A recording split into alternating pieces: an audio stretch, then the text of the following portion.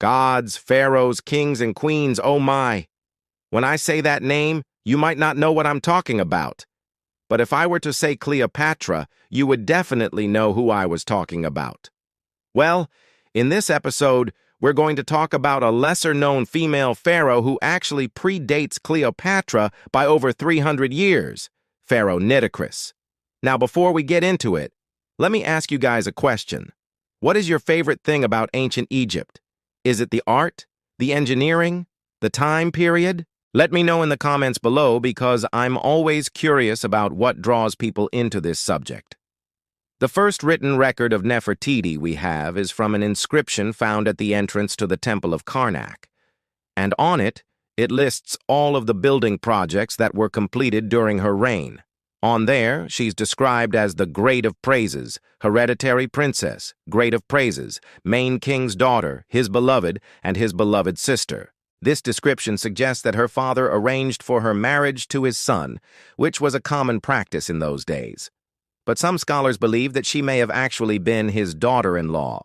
Although the sources are limited, most historians agree that her father was Pharaoh Akhenaten, the man famous for his obsession with the sun god Aten and moving the empire's capital to Amarna. And her mother was probably Queen Kia, one of the few women who held the title of Great of Praises during the period. Now, her father wasn't really known for being the best ruler, but he was known for marrying a lot of women. Like way more than the typical person. So trying to figure out exactly how she fits into the family tree can be confusing. Honestly, it's hard to even keep track of all of his wives and children. There's just so many of them.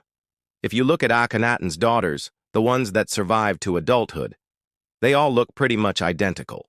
And historians believe that this is because, well, Akhenaten married two sisters and had kids with both of them, as well as a couple of other half-sisters.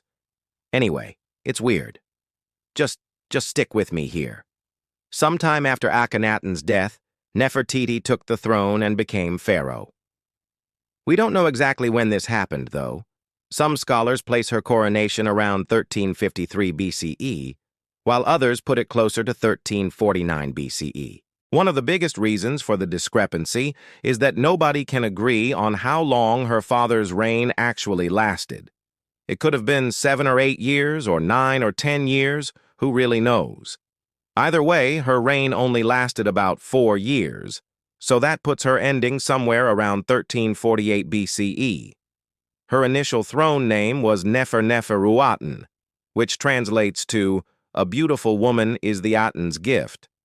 After she took the throne, she dropped the Aten part and went with just Nefer-Nefer-Uaten. She changed her name again right after that to Nefertiti, meaning, "A beautiful woman has come."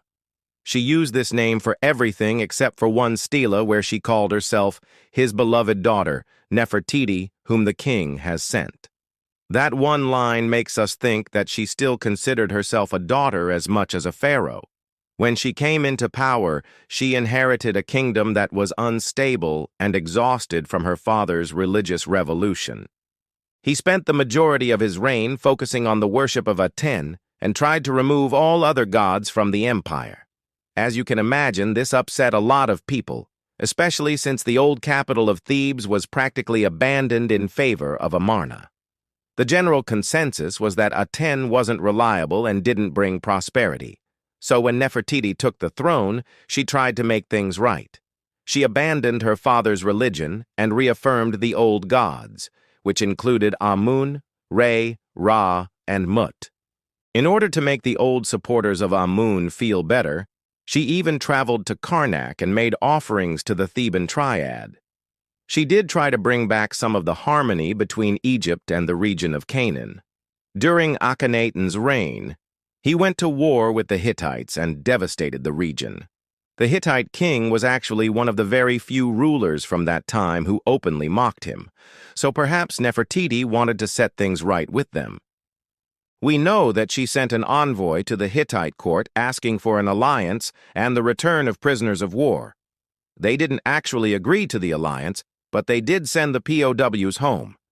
Later, another mission was sent to renew the peace treaty between them and the Egyptians.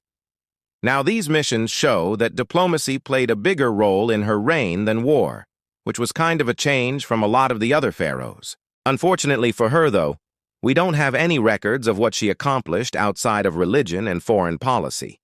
Most of what we know comes from the Temple of Karnak, which is full of relief work depicting her life and accomplishments. The reliefs tell us that she loved hunting and riding horses. She was also a fan of the sport of kings, which was basically polo on horseback. One of the biggest building projects she worked on was at Karnak. She constructed a number of buildings there, including a large mortuary temple and a sacred lake. She also worked on the Temple of Amun, restoring it after her father defaced it to remove any trace of the god's name. However, her greatest building project was the Temple of Hathor at Deir el-Bahari.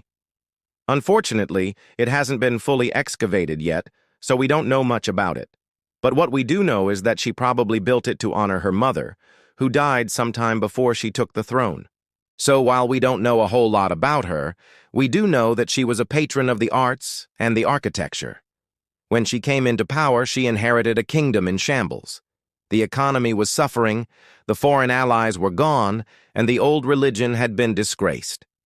Within a few years, though, she brought it back to prosperity, re-established foreign trade, and reasserted the old gods. She also left behind a legacy of art and architecture that stands to this day. Despite this, her name is virtually unknown in the modern world. Most people haven't even heard of her, let alone know anything about what she accomplished. In fact, if you look on the internet, there's less information available on her than there is on literally any of the other female pharaohs. There's nothing. It's like we lost a huge chunk of history because her name isn't familiar. I think it's because she didn't rule for a particularly long time. If you're going to go down in history, you got to do something big, like conquer a new land or start a massive building project. And unfortunately, her reign was a little too brief for her to accomplish something like that. If she had ruled longer, I'm sure she would be better known today. I guess that's why ruling for such a long time is so important. You want people to remember you. And yeah, it seems that a lot of people don't understand how difficult it is to leave behind a legacy. I mean, hey, I get it.